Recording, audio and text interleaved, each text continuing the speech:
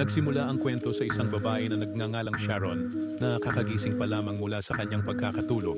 Ang asawa ni Sharon ay si William, isang sikat na manunulat. Ngunit kamakailan, habang naglalakad sa gabi may isang taong tumapos sa kanya. Dahil dito, lahat ng responsibilidad sa bahay ay napunta kay Sharon. Nag-ayos siya ng sarili at ginising ang kanyang anak na si John. Dahil sa pagkawala ng kanyang ama, hindi nakapasok sa paaralan si John ng maraming araw. Agad siyang nagbihis at pumasok sa eskwela. Pagkatapos noon, nagsimula na rin si Sharon sa kanyang mga gawain. Paglabas niya ng bahay, nasalubong niya si Officer Norman. Kaibigan ni Sharon si Norman mula pa noong sila'y nag-aaral. Siya rin ang nag-iimbestiga sa kaso ng pagkawala ni William. Palihim na may gusto si Norman kay Sharon at batid ito ni Sharon. Gayunpaman, hindi nila ito pinag-usapan. Sa halip, tinutukan nila ang paghahanap sa tumapos kay William. Samantala, sa paaralan, isang batang nagngangalang Roy ang nang-aasar kay John. Ngunit nang makita niya si Harry, agad siyang tumigil. Bagong dating si Harry sa paaralan. Nagustuhan ni John ang isang babaeng nagngangalang Megan, ngunit natatakot siyang kausapin ito. Tinulungan siya ni Harry at ipinakilala kay Megan. Matapos nito, naglaro silang dalawa ng football. Nasa paligid din si Roy. Nang makita niyang mas magaling maglaro si John kaysa sa kanya, nagalit siya. Sa kanyang matinding inis, sinaktan niya si John. Muli, dumating si Harry upang ipagtanggol si John. Makalipas ang ilang sandali, nasa loob ng changing room, si John kasama si Harry. Nagpasalamat si John kay Harry at nagtanong, "Bakit mo ako tinutulungan?" Sumagot si Harry, "Alam kong kamakailan lang nawala ang iyong ama. Wala na rin ang aking ama sa mundong ito, kaya nauunawaan ko ang pakiramdam mo." Nagustuhan ni John si Harry at naging magkaibigan sila.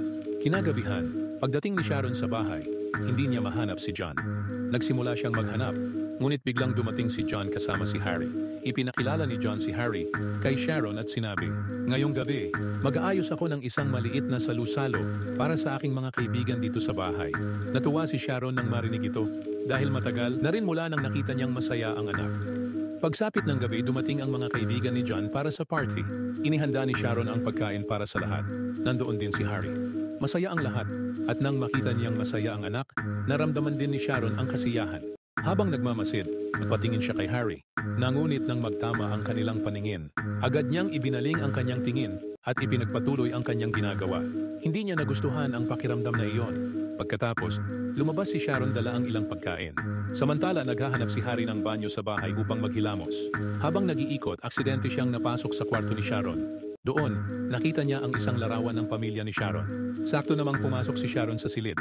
Nang tanungin niya si Harry kung ano ang ginagawa nito roon, sagot ni Harry, "Nagkamali lang ako ng pasok." Naikwento na ni John kay Sharon kung paano siya tinulungan ni Harry, kaya nagpasalamat din siya rito. Pagkalipas ng ilang oras, nang makaalis na ang lahat, sinabi ni Sharon kay John, "Kailangan ko ng pera, kaya napagdesisyonan kong ibenta ang lumang bahay natin." Narinig ito ni John at sinabing, si Harry ay naghahanap din ng bahay. Kinabukasan, dumating si Harry upang tingnan ang bahay ni Sharon. Nang tanungin niya kung bakit ito ibinebenta, sagot ni Sharon, "Kailangan ko ng pera, kaya ibinebenta ko ito."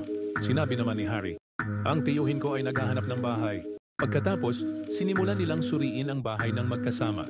Makalipas ang ilang araw, naglalaro si John ng football sa paaralan. Magaling pa rin siyang maglaro, kaya muling nagalit si Roy. Dahil hindi niya kayang talunin si John, pumunta siya sa locker room upang sirain ang mga damit nito. Ngunit nakalock ang locker ni John. Si Harry mismo ang naglagay ng kandado upang hindi na ito guluhin ni Roy.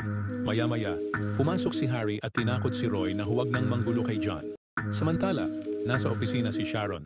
Nagtatrabaho siya sa real estate, ngunit hindi naging maayos ang takbo ng kanyang negosyo nitong mga nakaraang araw.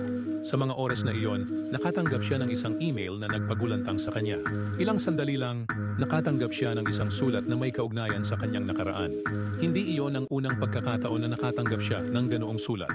Pinag-usapan niya ito sa kanyang assistant na si Julia. Pinayuhan siya ni Julia na ipaalam ito kay Norman. Ngunit nag-alinlangan si Sharon. Pakiramdam niya ay kakaiba kung idudulog niya ito kay Norman, kaya nanatili siyang tahimik. Sa paaralan naman, hinihikayat ni Harry si John na yayain si Megan sa isang date, ngunit wala siyang lakas ng loob upang kausapin ito. Dahil dito, si Harry na mismo ang kumausap kay Megan at nag-ayos ng oras para silang dalawa ay magkasama.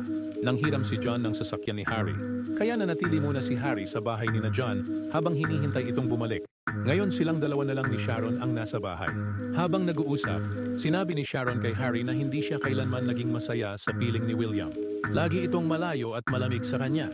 Kaya kailanman ay hindi natugunan ang apoy sa loob ko, sabi ni Sharon. Samantala, nag-e-enjoy naman si John kasama si Megan. Gusto rin siya ni Megan, kaya lalo silang napalapit sa isa't isa. Sa kabilang banda, bago matulog, naligo muna si Sharon. Nakaupo sa labas si Harry at narinig niya ang tunog ng bumabagsak na tubig. May kung anong nagising sa loob niya. Tumayo siya at lumapit kay Sharon. Sinabihan siya ni Sharon na umalis. Ngunit inalis ni Harry ang kanyang tapalodo at sumama sa kanya sa shower. Tahimik lang siyang pinanood ni Sharon habang papalapit si Harry. Makalipas ang ilang sandali, dumating si John sa bahay. Hindi niya nakita ang sinuman kaya tinawag niya si Maria. Biglang lumitaw si Harry sa harapan niya. Sa gabing iyon, sa unang pagkakataon matapos ang matagal na panahon, muling nakaramdam ng kasiyahan si Sharon. Napakaganda ng kanyang pakiramdam. Pagdating ni John, agad namang umalis si Harry at bumalik sa kanyang bahay. Magara ang pananamit ni Harry, ngunit ang kanyang bahay ay hindi ganoon kaimposante. Sa katotohanan, hindi siya ang taong ipinapakita niya sa iba. Ang mga liham at email na natatanggap ni Sharon ay galing lahat kay Harry. May lihim siyang layunin sa pakikipagkaibigan kay John. Makalipas ang ilang araw, sa paaralan, sinabi ni Roy kay Megan, hindi mabuting tao si Harry. May tinatago siya sa lahat, ngunit binaliwala lang ni Megan ang kanyang babala. Di nagtagal, hinarap ni Roy si Harry at sinabing, alam ko na ang lahat tungkol sa'yo. Ilalantad ko na ang katotohanan tungkol sa'yo. Hindi sumagot si Harry, ngunit halatang nag-aalala siya. Agad siyang bumuo ng plano at isinama si John dito. Sa palaruan, sinadyang sugatan ni Harry ang sarili niyang kamay at sinisi si Roy. Ayon sa plano, sinuportahan ni John ang pahayag ni Harry. Dahil seryoso ang pangyayari, dumating ang mga pulis sa paaralan. Tinawagan ni Norman si Sharon upang ipaalam ang sitwasyon. Mabilis siyang nagtungo sa eskwelahan. Lahat ng ebidensya ay laban kay Roy, kaya pinalayas siya ng paaralan. Dinala ni Sharon si John pauwi. Pagdating nila sa bahay, nakatanggap si Sharon ng mensahe mula kay Harry. Gusto nitong makita muli ang lumang bahay nila, kaya pumayag siya. Kinagabihan, nagkita sila ni Harry sa bahay. Masaya silang dalawa nang magkita, at nang magkalapit sila, may isang taong palihim na nag-record ng video nila. Kinabukasan, ipinakita ni Megan kay John ang video ni Sharon at Harry. Nakinunan niya noong gabing nagkita ang dalawa.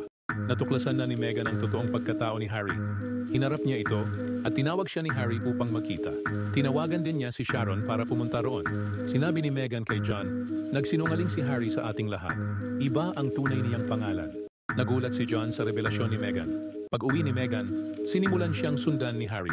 Samantala, nalaman ni Sharon na may nag-upload ng video nila ni Harry online. Labis siyang nabahala.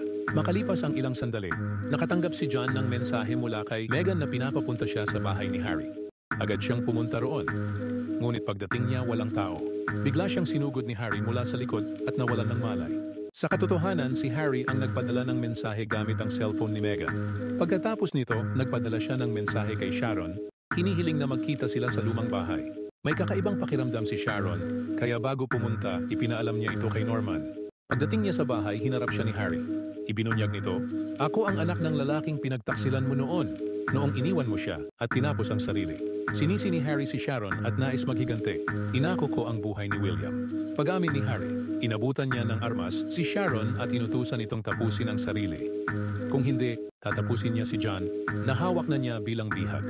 Tumanggi si Sharon at sinugod si Harry gamit ang armas bago tumakas. Sa mga sandaling iyon, dumating si Norman at tumulong sa paghahanap kina John at Megan. Sa huli, si Megan mismo ang tumapos kay Harry. Tinanggap ni Sharon ang pagmamahal ni Norman at doon nagtapos ang kwento.